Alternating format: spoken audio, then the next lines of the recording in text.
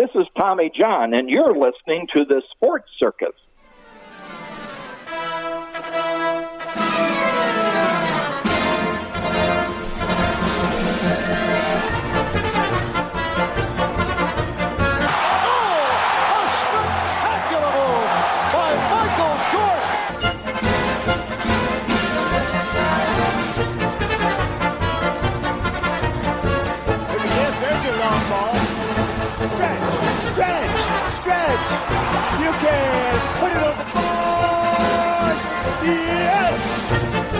Welcome to the Sports Circus. I'm your Ringmaster Sal, live from Las Vegas in the AMP TV studio. That's AAMP for all ages media programming.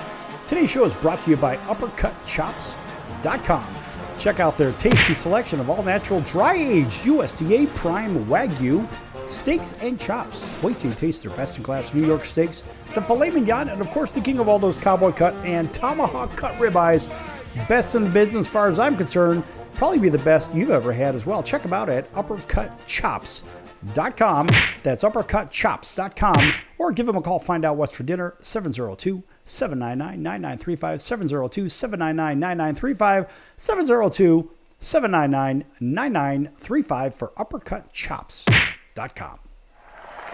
Yes! Oh, those steaks are good. Those giant tomahawk cut ribeyes.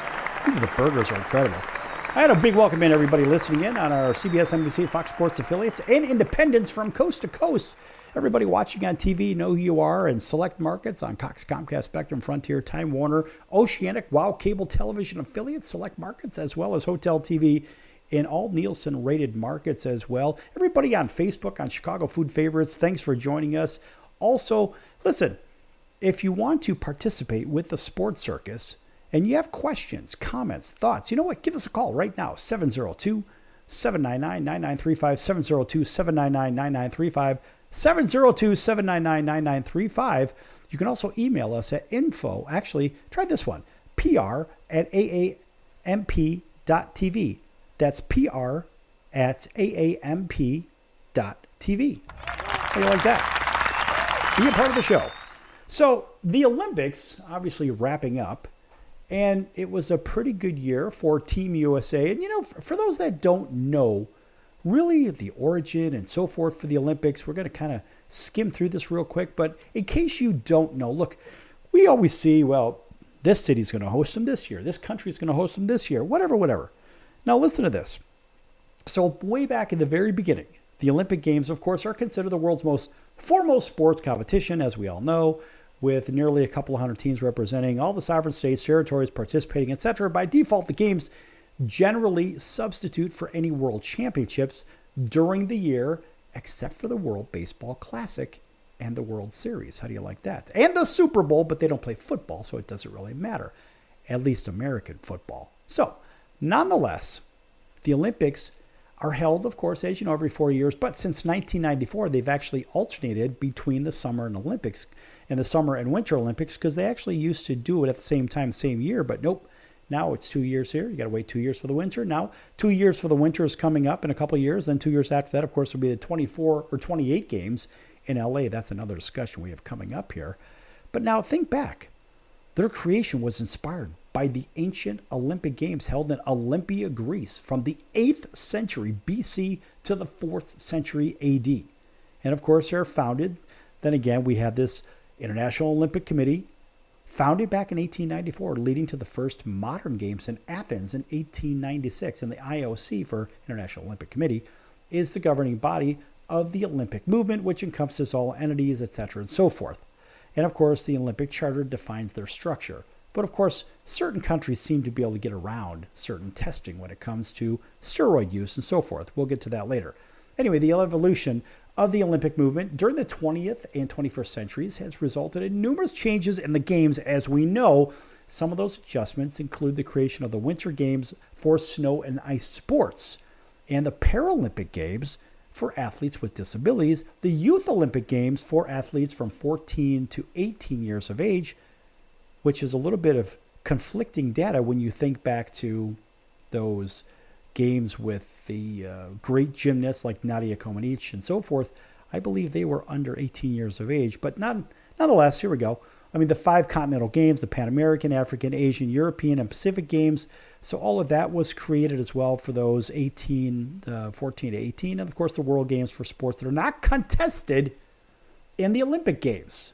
But yet, you have breakdancing in there, too, which is another discussion. So the IOC also endorses the Deaf Olympics. Never heard of that one before. And the Special Olympics, which I have. The IOC has needed to adapt to a variety of economic, political, technological investments, and of course, the abuse of amateur rules by the Eastern Bloc nation prompted the IOC to shift away from pure amateurism and envisioned by some of the powers that be to the acceptance of professional athletes in the games, which is where my discussion really begins, because I have a problem with this. We think of all these pro athletes that are participating in the games. And remember, this was an amateur situation. Of course, as Wikipedia and all the others would say, for example, well, the Eastern Bloc countries wrecked it by using pro athletes. Yes, maybe that is the case. But then again, the regulation hasn't been as tight. And really, is it really fair that the NBA has its best players, the best players essentially in the world, competing against the other countries? And they say, well, the men's basketball team won a gold medal. Well, that really should be no surprise. That's like the old Dream Team when they first had that one with Magic and Michael and the gang there. Honestly, it's sort of an embarrassment if they don't win the gold. And, of course, we've seen that over the years, too. And, yes, there are some really good European teams, European players, and arguably the best European player and arguably one of the best players in the NBA right now is Luka Doncic. And when he came into the NBA, this guy was NBA ready, unlike some of the college guys that were drafted ahead of him. And, of course, Mark Cuban did the right thing by picking the guy that was probably the most NBA ready. And look where they're at. Look, these are very good players. The European players are really good players. They're very versatile players, inside, outside game. And they know how to shoot from, on the low block all the way out to the three-point line, right? Take a guy like Dirk Nowitzki. I mean, just the master at that kind of a game. A 7-footer that could do it all. But my problem is with the pro athletes that are in the games. And yes, now all the other countries are doing it, but this goes all the way back to the 1980 Winter Games. That was the Lake Placid, New York Games, when Team Russia had all their pros on the hockey team, and it was the proverbial miracle on ice. In fact, there was a movie made on it too about Herb Brooks, the coach for Team USA, and the amateurs that beat the Russian superstars. And then they went on, I think, to beat Finland in the gold medal game. But ultimately, the professional athletes, as I see it, it sort of wrecks the games. And you expect your country, if you're in the United States of America, you say, you know what? We should, as a country, we should dominate these games as a whole. Because overall, the U.S. arguably has the best athletes in the world. China has a bunch of good ones when they're not cheating. Russia has a bunch of good ones when they're actually playing. But this year's games seem to be missing the Team Russia. So when you look at the medal count, you scratch your head and say, okay, well, there's some usual suspects missing. Of course, the U.S. with 40 gold tied for first place with China in the gold medal category. And they had 44 silver to China's 27 and 42 bronze to China's 24. Total medal count, the U.S. with a runaway of 126 medals total to China's 91. Great Britain in a distant third at 65, only 14 gold medals. The host, France, in fourth place with 16 gold, 26 silver, 22 bronze with 64 total. Team Australia, 18, 19, and 16 in gold, silver, and bronze. A respectable 53. Japan with a respectable 45 with 20, 12, and 13. Team Italy, we're going to talk about Italian sports in a moment here, with 12 gold, 13 silver, and 15 bronze. And so all the way down, a little bit of a disappointment was Team Germany with only 33 medals total, 12 gold, 13 on the silver side, and 8 with the bronze. we always expect a little bit more from Team Germany. And even Team Canada, they really shine in the winter games. They had an abysmal 27, New Zealand with 20 overall. Team Brazil, I expected more out of them with only 20 gold medals. I'm sorry, strike that, 20 medals. Total, only 3 gold medals. And then moving on, actually Hungary had double the gold medal output that Brazil did. And even Uzbekistan had almost 3 times the amount of gold. Let's put it this way. Brazil only had 3. Iran had 3.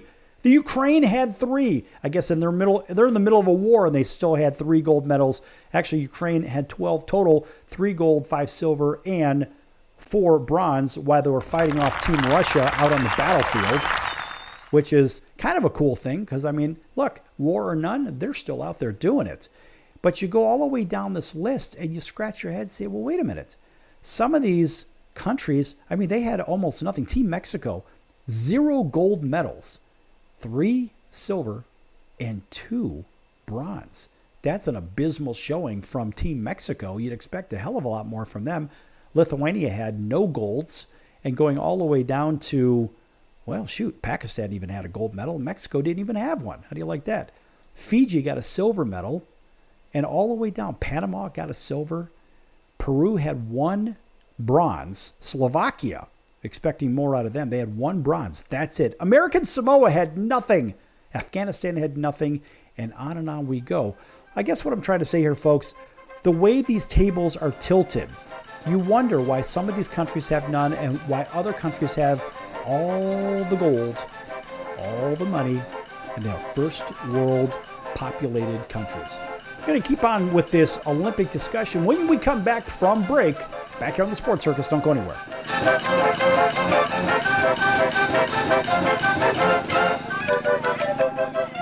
Attention business owners, you and your customers are listening to this right now. Face it, every business needs customers, even yours. The Sports Circus is a primetime nationally syndicated program that's carried on ABC, NBC, CNBC, and Westwood One News affiliates, plus CBS, Fox, and NBC sports affiliates across North America with coverage from Hawaii to New York.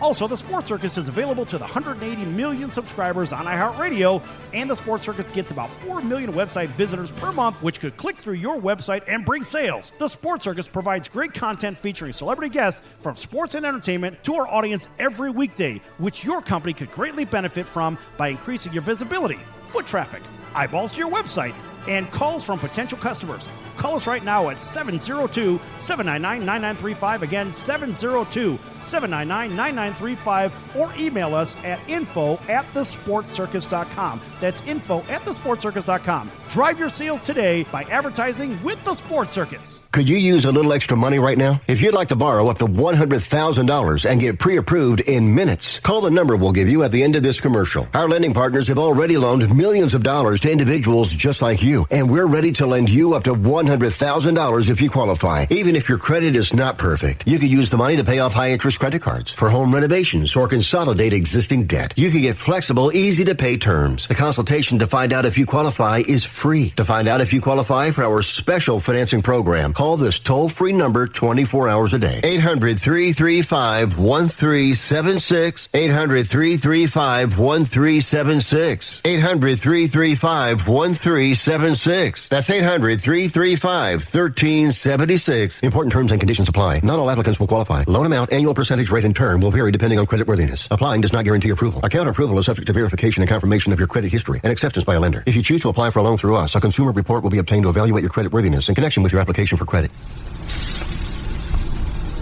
That's the sound of sizzling, dry-aged USDA Prime Wagyu and Angus steaks from UpperCutChops.com. Their best-in-class filet mignons, New York steaks, and the king of all steaks, the tomahawk and cowboy cut ribeyes are the best in the business. Even their Prime Wagyu burgers will likely be the best you've ever had. Browse the full selection of steaks and chops at UpperCutChops.com from the comfort of your home or on your mobile device. UpperCutChops.com delivers all-natural, dry-aged USDA Prime Wagyu and Angus steaks and chops directly to your door. store without the hassle of going to the grocery store and fight crowds to pick from a small selection of average at best meats with injected steroids, fillers, and coloring added to look good. Find out what's for dinner at uppercutchops.com or call 702-799-9935. That's 702-799-9935. 702-799-9935. Or make your selection directly at uppercutchops.com.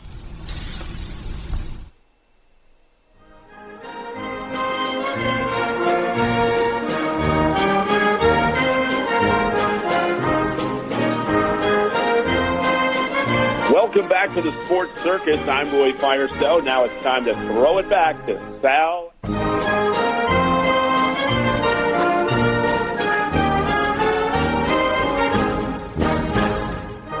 Thank you, Roy, and welcome back to the Sports Circus. I'm your Ringmaster Sal, live from Las Vegas, from fabulous Las Vegas in the AMP TV studio.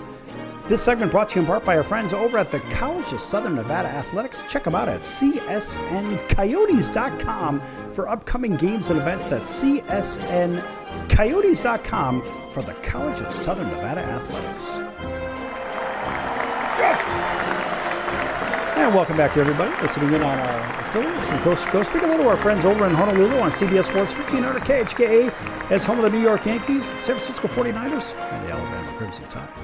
Welcoming everybody else up and down the West Coast on all of our independents and affiliates, as well as throughout the Midwest and all the way through the Northeast. Big hello to our friends in Atlanta, WDJY 99.1 FM, as well as Auburn, Alabama, WAUD over in Auburn. Again, 1230 the A&L. That's home of the Atlanta Braves. Of course, War Eagle. Here we are right around the corner from college football. Love college football. We'll get into that in just a little bit. All right, back with this Olympic thing. And, it seemed to be more not only just a cat show. We talked about the Olympic medal count and so forth, but it seemed to be like a cat show and a look at me, I'm important. Everybody, let's go ahead and let's do more social media than anything else. And it just seems to be that look at me seems to be the theme for all of these Olympic Games. And, even the celebrations on the field and the bat flips in baseball and these cellies, what you can call them celebrations, and hockey and the slam dunk and angry look into the camera, flexing your muscle, look at me. It's all the same thing, garbage in, garbage out. Where has sportsmanship gone? Where has integrity of the game and accountability in the game gone? I don't know. It's a little frustrating. And here we are with the Olympics, and now you've got these social media impacts on the games. It doesn't matter whether they're in Paris or LA or pick your favorite location. It's all the same thing. This is an article, of course, from Yahoo, for example. And I'm going to run over this briefly because, a little bit's troubling, but at the same time, look, I get it. Money. It's always about, show me the money! But unfortunately, that isn't what everybody wants to see. Some of us want to actually watch television, watch the games without all these interruptions. Hey, here's a social media post that's advertised on television. So now after 16 days, they say, of thrilling, heartbreaking, and dramatic events, the 2024 Paris Olympics have come to a close. Though the Olympic events took place in and around Paris, there was an additional arena in which to experience them, and that was online. So, with social media only growing more ubiquitous, that's a great Scrabble word, by the way, if you know what I mean. Anyway, with it growing more ubiquitous, the drama and excitement of the Olympics extended beyond Paris. So new Olympic icons spread like wildfire on social media. While big comebacks and wins were celebrated, athletes in need were given a helping hand, and the games made their work and their mark worldwide. Through the virality of the 2024 Olympics, it was similar to the games in Tokyo.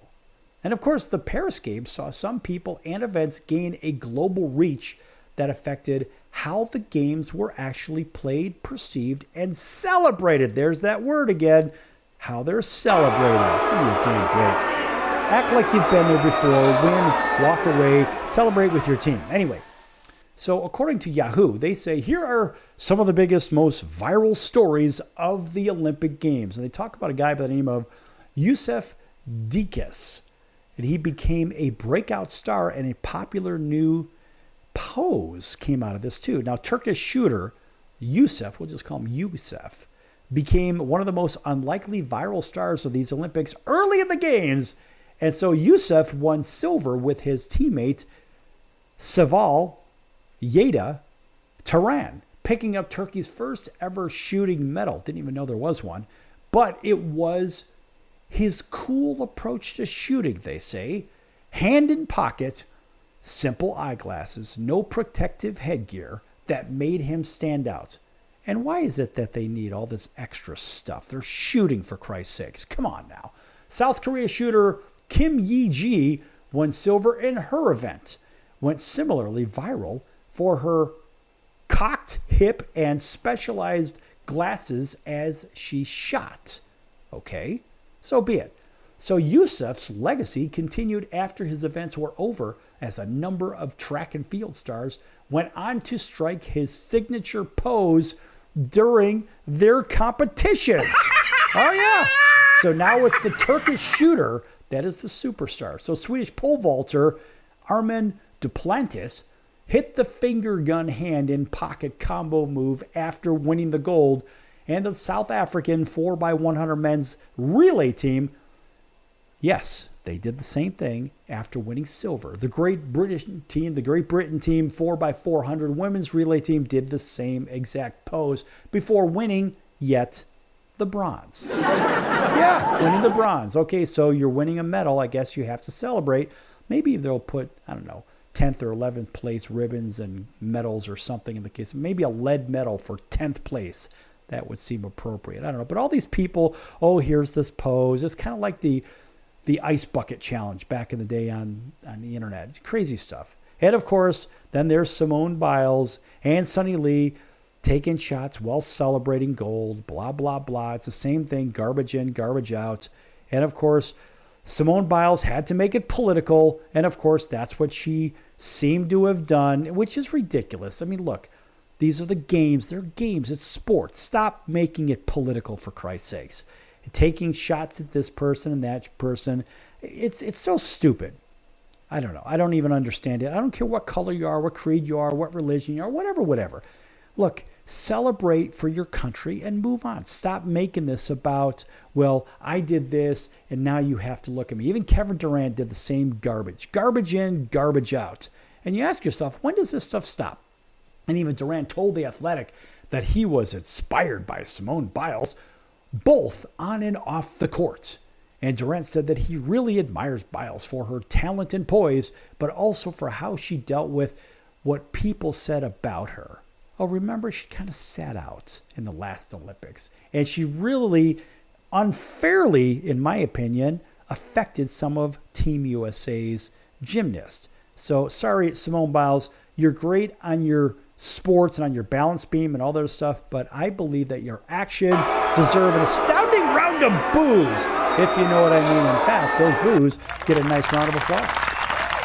So I don't really care how many gold medals she wins. Keep the politics out of it. And so, of course, inspired a deed. He didn't stop at the semifinals, being Kevin Durant. He also took a dig at Germany's Tennis Schroeder. During a news conference, Schroeder said that European basketball is no entertainment, it's straight IQ basketball, seemingly implying that American basketball does not have the same intelligence. And of course, Durant posted a photo of the gold medal winning Team USA captioned entertainment and IQ in response. And of course, a tasteless move by Kevin Durant. But then again, the European game is a very different game. The American game, even if you watch the All-Star game, what was it? It was either slam dunks or three-point shots. And the American game didn't have complicated defenses running or stuff like that. And that's what this whole thing was about. Basically, the Europeans are saying, look, we play a real game of basketball. It's like when you watch typically the women's basketball, the WNBA, these women actually know how to shoot the ball. They know how to play defense. They don't just run and slam dunk the ball all the time. And so you have to play a team game, and that's what was implied by the European teams. And so they do play a very different game. Nonetheless, the athletes got a chance to shine on TikTok, of course, and the social media thing just kind of blew up. Several athletes took advantage of the extra attention in Paris by curating a social media following around their Olympic experience. USA Rugby 7-star Yona Mahor, who originally started gaining a following during the Tokyo Games, grew her platform even more during the Paris Games, and Mahura gained thousands of social media followers throughout the Olympics. Why is this important, folks? Because money is involved. That's it. Social media, I can tell you from somebody that I know of very well, somebody that has nearly 20 million followers. This is the significance behind it. The more followers, the more advertising dollars come your way. The more advertising dollars, well, guess what? The more followers. So it's a vicious circle. And what happens? Now, all those people that are buying those products are now following these particular brand ambassadors. And so that's what this is all about. It's all about money. It's not about anything else. So if you think this is about, oh, well, hey, look, I'm just a great star. No, it has nothing to do with that. I can't say nothing. It has very little to do with that. It has everything to do with advertising, marketing, and marketability for corporate USA and corporate world corporations, whatever, like Unilever seems to own half of the friggin' products in our buildings, right? And so when you look at what Unilever owns, you scratch your head and say, well, geez, wait a minute. They seem to own everything in our house, all our household products, a lot of food products, a lot of cleaning products. Well, this is about paying these athletes or these social media influencers big money to hold up their products, drink their products, use their products, wear their products, whatever it is, endorse their products. So all of these Olympic Games going all the way back to your opening ceremonies. That's why they had somebody that they should not have had carrying the torch at the very beginning to bring some, quote, West Coast cool, which, of course, that deserved a round of boos when you have a known criminal carrying the last leg of the Olympic torch. But it's all about money and nothing else. And I got to tell you, folks, I didn't watch one moment of the Olympic Games because I wasn't going to buy into their corporate takeover of the games and all their professional athletes rather than amateur athletes, as it should be. Back here in the circus in just a few minutes. Lots more to come. We're going to take a look at the 28s with LA coming up. You'll like this one. Lots of laughs coming up. Don't go anywhere.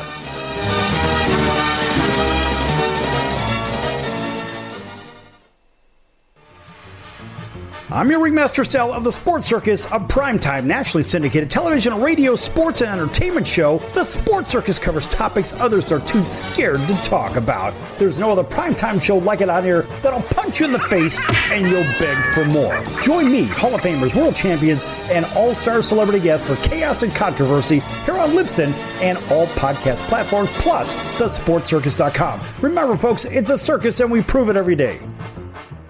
Hello, Americans. It's Uncle Sam here. If you owe $10,000 or more in back taxes to the IRS or state, don't worry. I've got important news that may help you negotiate a lower tax bill. In today's economy, the IRS has released a variety of new rules and is offering more flexible terms to help Americans looking to settle their IRS debt. If you apply today, we may be able to lift your wage garnishments and release a freeze on your bank assets or business. Our team of tax professionals can resolve your case and stop collection actions against you. Even if you've been audited or haven't filed a return in years, they can help. Call right now and find out if you qualify to settle your IRS debt for far less than what you owe. Pick up your phone right now and call us for a free $500 IRS tax review. Don't wait. Here's the number. Call right now. 800-950-2049. 800-950-2049. 800-950-2049. For the last time. That's 800-950-2049. The old way of living with diabetes is a pain. You've got to remember to do your testing and always need to stick your fingers to test your blood sugar. The new way to live your life with diabetes is with a continuous glucose monitor.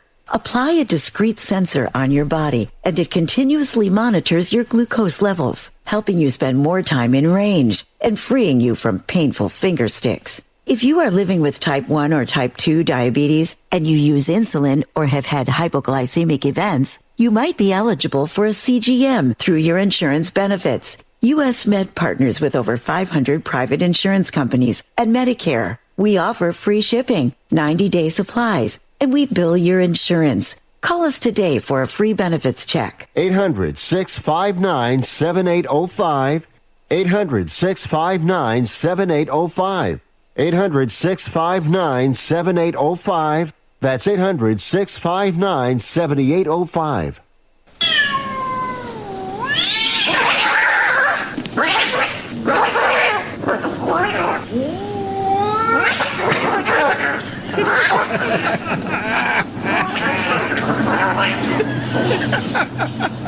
That's ridiculous.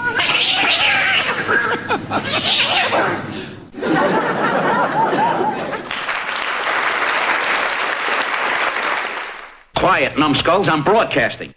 Hey everyone, Dave Jackson here, ESPN rules analyst on ESPN Hockey, and you're listening to the Sports Circus.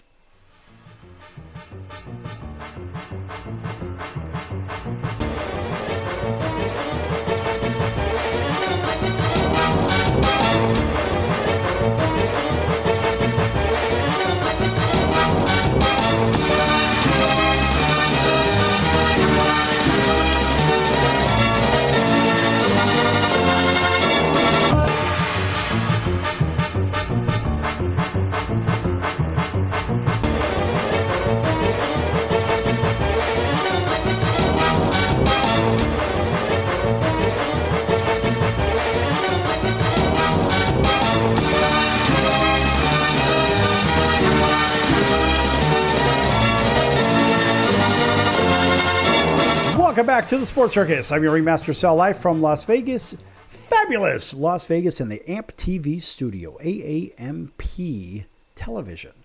Folks, make sure you check out thesportscircus.com for our upcoming guests, our prior guests, our recorded shows, which are podcasts. And of course, these are all shows in their entirety, uncut. No, we don't do a podcast. We do a regular radio and television show that happens to be stored on the podcast platforms, such as Audible, Amazon Music, that is, and Apple Podcasts, and Spotify, and iHeartRadio, and Google, and Pandora. All of those, you can find the Sports Circus, and make sure that you follow the Sports Circus as well on there. In fact, as you're rumbling through our homepage, when you look at our upcoming guests, folks, we've got some huge guests coming up. And I mean big guests coming up. We have a milestone show coming up, in about a week. In fact, it'll be our 2,000th show. Yes! 2,000 shows. In fact, that's going to be a fun show. For the first time, there's going to be a show with two generations of Super Bowl champions. It's going to be our dear friend, Craig Colquitt. Listen to this, folks. Craig Colquitt, he won 2 Super Bowls with Terry Bradshaw and the Steel Curtain, the Pittsburgh Steelers, back in the 70s. And his sons are also Super Bowl winners. And so one of them, his name is Britton, and Britton won a Super Bowl with Peyton Manning and the Denver Broncos. And his other son, Dustin Colquitt, won a Super Bowl with Patrick Mahomes recently. So here you've got 4 Super Bowls represented, 2 by the father and 1 each by one son. This is a really good story. Now, all 3 of them went to the University of Tennessee. All 3 of them were 2-time All-SEC punters. And the father, or right-handed kicker, and the 2 sons, one is a left-footed kicker and one is a right-footed kicker. I mean, what a great story. And all 3 of them are just great guys. And by the way, all 3 of them went and they were superstars at the University of Tennessee. What a great story. And so we are going to have an exclusive on this. Now, these are friends of the Sports Circus. And so that's coming up. And also coming up, we don't have the date just yet. Now, for those that follow tennis, now we've only had one tennis show. Only one. And that was way back about 5 years ago. And that was with the CEO and president of the Tennis Channel. Now, if you're going to have a guest, I mean, that's an enormous guest to have. But coming up on the Sports Circus, now it's going to depend on the Grand Slam finals here at the U.S. Open. And we are going to have a very special guest, and that would be Matteo Berrettini, the Italian superstar, 10-time singles champion, 2-time doubles champion from the ATP Tour on the Sports Circus. Yes! How exciting is that? We will have the exclusive of that. We'll be the first to market with that. There will be all kinds of press on that. Boy, that's very exciting for the circus. Boy, when we do it for tennis, boy, we really do it. And coming up behind that, we don't have the exact date just yet, but the legendary Wayne Newton, Mr. Las Vegas, countless movies, and boy, this guy is just the superstar's superstar. And I have to tell you, I learned a lot about Wayne Newton. I got a chance to meet him, sit and talk with him. What an interesting human. And boy, was I wrong on my predisposed opinion, because he was typecasted in a lot of films and this and that. But this guy is just an amazing human. I think he plays 13 instruments on top of it. And we're going to have Wayne Newton, and it's going to be Wayne and myself and 43-time Tony Award-winning Alan Glist of Glist Entertainment, superstar stage production monster here in Las Vegas. Folks, we do it big here on this show. And believe me, this is not a show where we're just going to pull in just some clown. It is the circus, right? We're going to pull in some clown off the street because he's got a name or she's got a name. No. These are champions. These are superstars. And that's what we do here on the show. That's why we've been around. We're in our 8th year on the circus. And boy, it has been a lot of fun. Yeah, we've had some really bad shows. The very first show, it was a complete disaster. But looking back at the thousands of hours that we've been on air, and pick your favorite network affiliate, whatever, it has been a lot of fun. And we've got enormous shows even coming up beyond those. But those are on the schedule. If you go to thesportscircus.com, you'll see those on the schedule. You'll see Matteo Berrettini. You'll see the Colquitts. And you'll also see Wayne Newton on the schedule. It is exciting. So on the schedule also for the Olympics coming up in 2028 is Los Angeles. And of course, LA was supposed to have the 24 Olympics, but you could thank Michael LaVaughn Robinson and company for that one because they blew that one single-handedly. Nonetheless, and this was an interesting point of view by Henry Bushnell, a senior writer, is the one that wrote this one online. And he says, this one's from Paris, preposterous promises are a time-honored Olympic tradition, but still, on the eve of the handover from the Paris 2024 Olympics to Los Angeles 2028, when LA Mayor Karen Bass, yes, Karen Bass, made hers, heads spin, and of course, eyes bulge, saying the LA-based LA 28 Games, Bass said, would be, quote, a no-car games, close quote. Oh, yeah. You'll have to take public transportation to get to all the venues, she says. Oh, yeah. Which means to all those people in sunny Southern California, which means to all of them, they responded, what public transportation? It doesn't really exist. Now, it doesn't. And the reason public transportation doesn't work in LA, folks, is because there's really no real centralized place that you go in to go to work and go out. Like in Chicago, you have it. In New York, you have it. In San Francisco, you have public transportation actually works because there's a real downtown there. And even in San Diego, it works there too. Seattle, it works there too. Where you have a downtown. Atlanta's got a downtown. Miami's got a downtown, if you know what I mean. They see where we're going here. Denver's got a downtown. Phoenix got a even Las Vegas got a downtown. But the point is, when you look at LA, they have a bunch of little cities from downtown LA to the west side to Long Beach. You've got places that people commute to. So that's why traffic is so bad in Los Angeles, all the freeways, because there's no real centralized inflow and no real centralized outflow. That's the problem. So the people in LA and Southern California are saying, wait a minute, what about a public transportation? How the hell are we supposed to get around? So Bass was speaking, of course, about the 2024 games. And she said she and the LA 28 chair, Casey Wasserman, sat on stage at a convention center surrounded in 2-block radius by subway stations, a regional rail station, a tram stop, and several bus stops. Now, if you've been to Paris, you know there is a centralized in and out for Paris. It's not a bunch of little cities. It's one place, and public transportation works just fine there. I've been there a couple of times, and I've used it, and it works well. So they say, well, hey, we're going to do the same kind of thing in LA. Well, it doesn't work. Public transport made those games in Paris some of the most accessible in recent history. And of course, most fans and participants use Paris' modern, frequently running, fast metro system and the RER commuter lines to travel to and from the venues. Of course, they couldn't simply walk, which many actually could. Southern California, on the other hand, of course, as I said, is sprawling, according to the writer. Los Angeles and its neighbors regularly appear on lists as the major U.S. cities least connected by public transportation. Oh, yeah. And if the public transport system is even robust enough to qualify for those worst of lists at all. So LA instead is notorious for its traffic, as I mentioned, and the mayor acknowledged this, saying, quote, "We've always been in love with our cars," close quote. Really?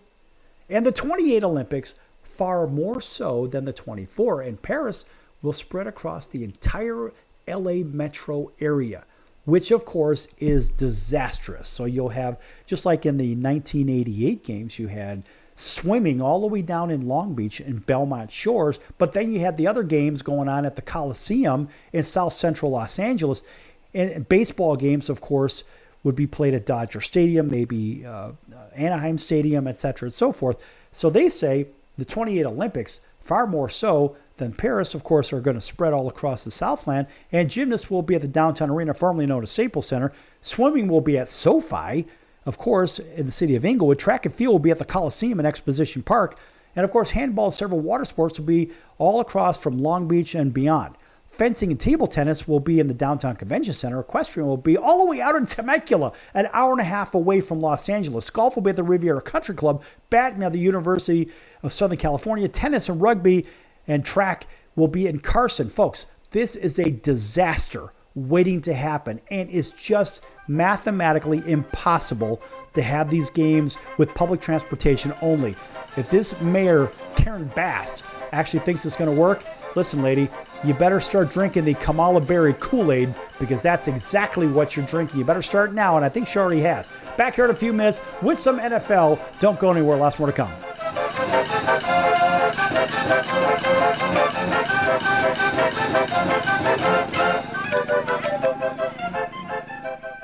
Can your IRA stand up to the next financial crisis that our top economists are saying is at our doorsteps? By allocating a percentage of your IRA into physical gold and silver with a tax-free rollover, you can diversify and safeguard your holdings from turbulent markets and economic downturns by putting your IRA back on the gold standard. Find out how to safeguard your assets with a tax-free rollover with a Genesis Gold IRA, the only IRA that can hold physical precious metals. Call now for your free gold and silver report. Protect your IRA today with one simple phone call and learn how to qualify for up to $10,000 in free silver. Call Genesis Gold Group, empowering faith-driven stewardship. 800-932-5517. 800-932-5517. 800-932-5517. That's 800-932-5517.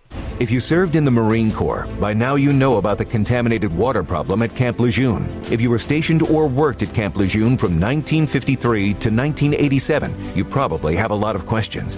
We have some answers. You could be entitled to compensation. Billions of dollars are being allocated to pay for damages to anyone stationed at Camp Lejeune during that time. Unfortunately, it appears that officials may have known the contaminated water problem existed and did little to protect their men. The Semper Fi Code was not honored. If you or someone in your family has developed a serious illness, including various forms of cancer, call this Camp Lejeune legal support line right now.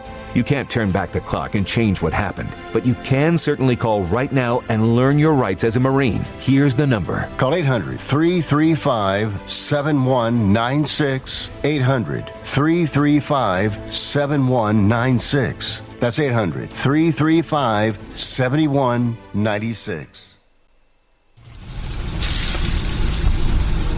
That's the sound of sizzling, dry-aged USDA Prime Wagyu and Angus steaks from UpperCutChops.com. Their best-in-class filet mignons, New York steaks, and the king of all steaks, the tomahawk and cowboy cut ribeyes are the best in the business. Even their Prime Wagyu burgers will likely be the best you've ever had. Browse the full selection of steaks and chops at UpperCutChops.com from the comfort of your home or on your mobile device. UpperCutChops.com delivers all-natural, dry-aged USDA Prime Wagyu and Angus steaks and chops directly to your door, without the hassle of going to the grocery store and fight crowds to pick from a small selection of average at best meats with injected steroids, fillers, and coloring added to look good. Find out what's for dinner at UpperCutChops.com or call 702-799-9935. That's 702-799-9935. 702-799-9935. Or make your selection directly at UpperCutChops.com.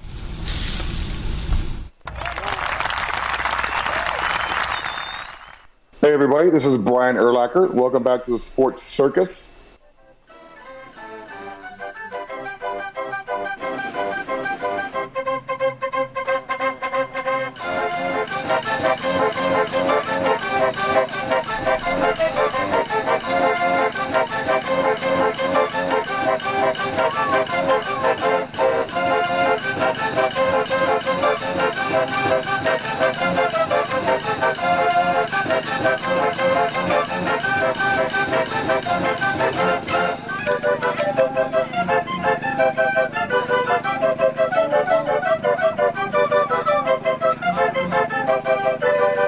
Welcome back to the Sports Circus. I'm your Ringmaster Sal, live from Las Vegas in the AMP TV studio. That's AAMP for All Ages Media Programming Television.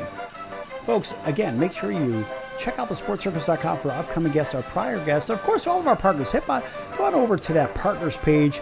Lots of great partners over there. We already mentioned the College of Southern Nevada Athletics. We want to mention one of our big favorites over there in Chicagoland, in Chicago's Little Italy. In fact, they just had the Italian Festa over there on Taylor Street.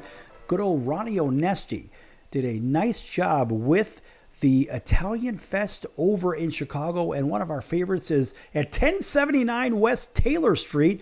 And that's Al's #1 Italian Beef, the inventor of the Italian beef sandwich. They've been in business since 1938. If you don't know what it is, it's kind of like a Philly cheesesteak sandwich, only about 10 times better.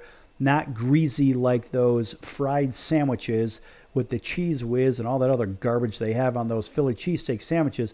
This is real cooking, real food, slow cook. Take 20-odd hours to make this, and boy, is it good. If you're not in Chicagoland and you can't go to 1079 West Taylor, make sure you check them out at alsbeef.com. That's alsbeef.com. Or go to goldbelly.com and just type in Al's Beef for Al's #1 Italian beef over in greater Chicagoland throughout, and of course with the flag store at 1079 West Taylor Street. No, we don't get anything for saying this. It's just a personal favorite, and these are our friends. All right. Welcome back to everybody. You know who you are. And also, by the way, folks, if you're on Facebook or if you're thinking about having a little bit of fun with a food page, check out Chicago Food Favorites on Facebook. It's a fun page with a lot of followers, and it's fun. You could participate, post your favorite recipes, your favorite restaurants, whatever it is. You don't like a particular type of food, talk about it. Don't be vulgar, because I'm the administrator for it, and I will stop. And do not, whatever you do, if you're going to talk about pizza, don't call it za. Do not call it za. And don't talk about pizza in a negative way, because pizza is a wonderful thing. So remember, folks, Chicago Food Favorites on Facebook. All right. So talking about the Olympics and all of their athletes, you know, they had about, 594 athletes for Team USA, for example. That's quite a few. Quite a few athletes. And, you know, there are different breakdowns when you look at the 184 countries that participated. According to CBS News, 184 countries took place or participated in the Olympics for that 2-week period.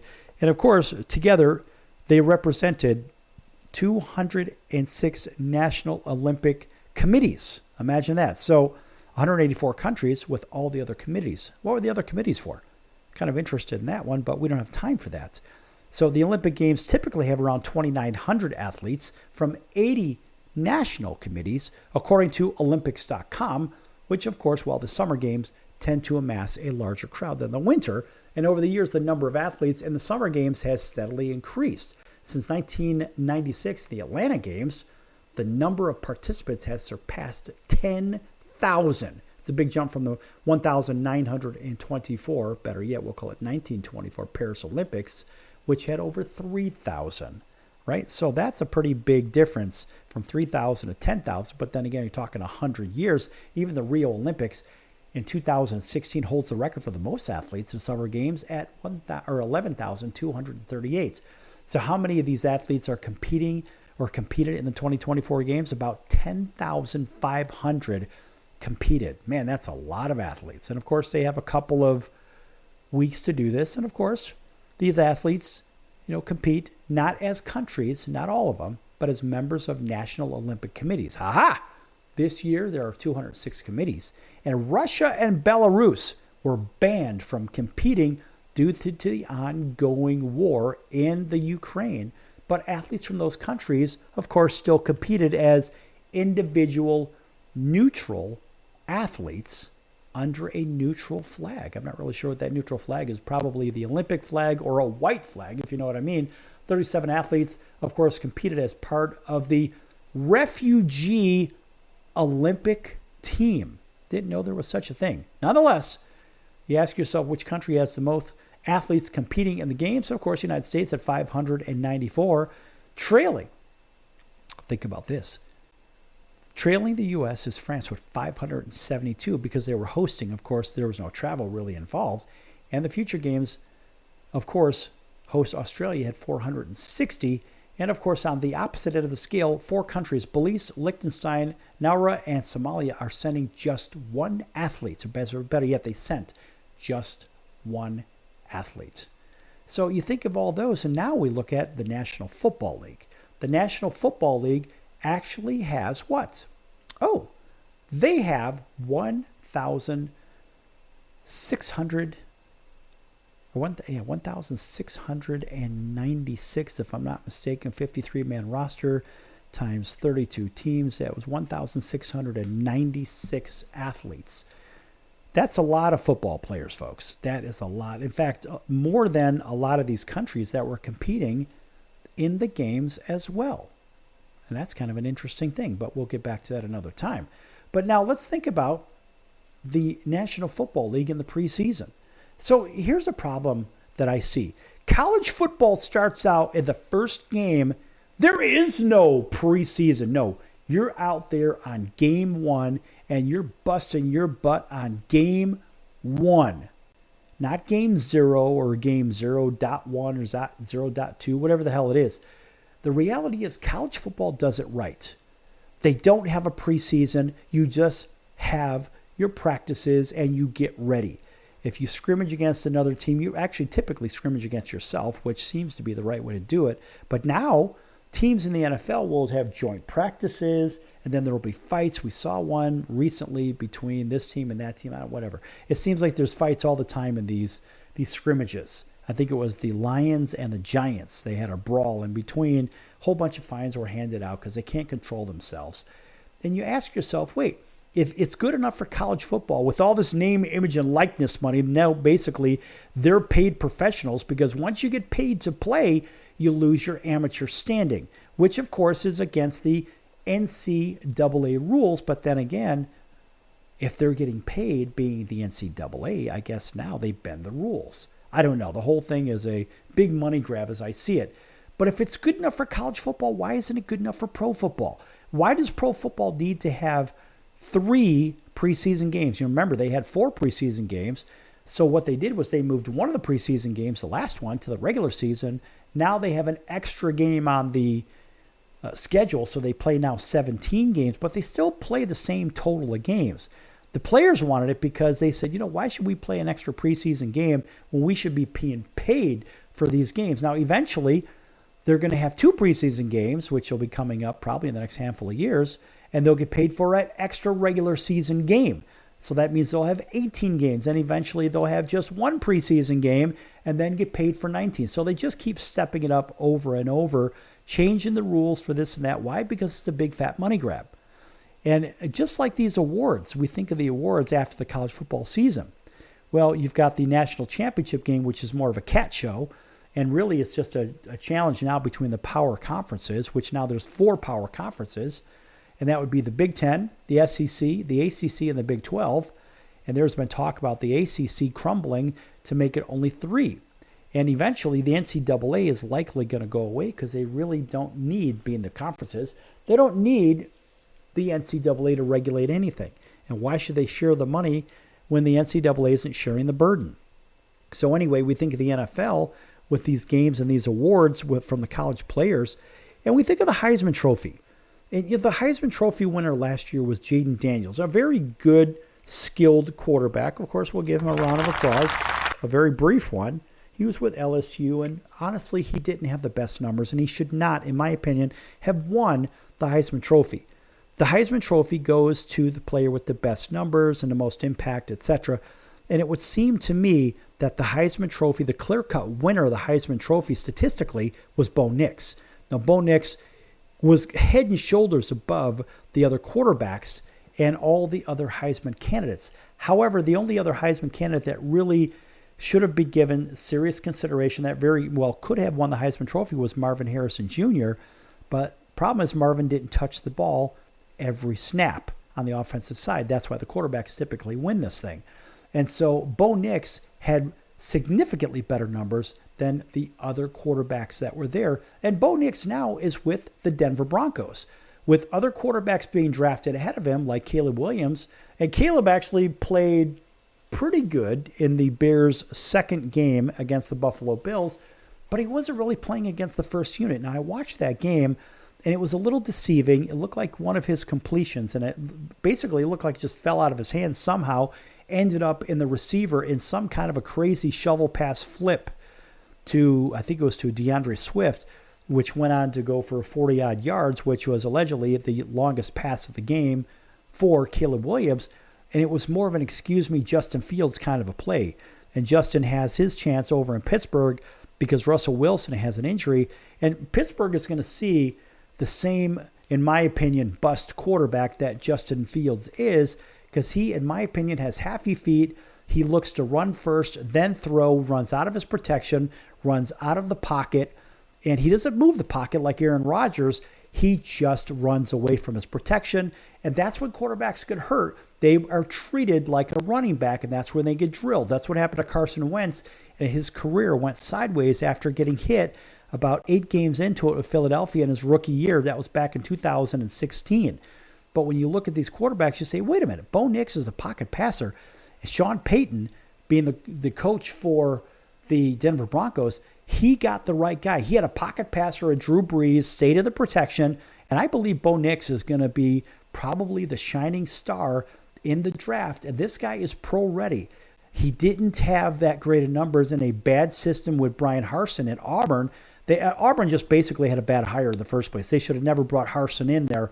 And, I mean, we love Auburn, but I got to tell you, hiring Harsin set that program back 3 to 4 years, and now they have to retool with their own recruitments now. But Bo Nix was the right guy, but it was the wrong system. So Bo is going to do very, very well, just like he did in Oregon. He's going to do very well with the Denver Broncos. And, of course, we give Bo a round of applause. And he's a very good guy. So we're really rooting for Bo Nix. Everybody in Auburn, if you had a little sour grapes with him, don't be sour, because Bo is a very good quarterback in a very substandard system. War Eagle, that's going to do it for the circus today. I'm your Ringmaster Sal. We're going to see you in about 23 hours right here on your favorite station. So until then, so long, everyone.